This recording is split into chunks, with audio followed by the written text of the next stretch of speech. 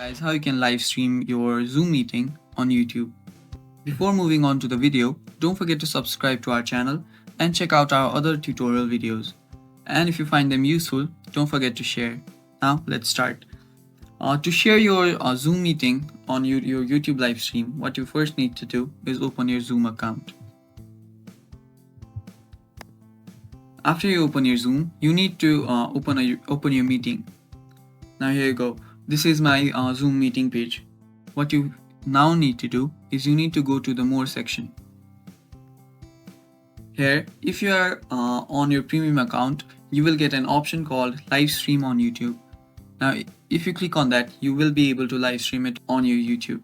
But if you don't, you need to make sure that you have a premium Zoom account.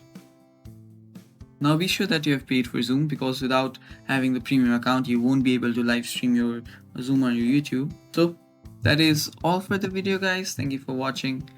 Don't forget to subscribe and hit the like below. Bye bye.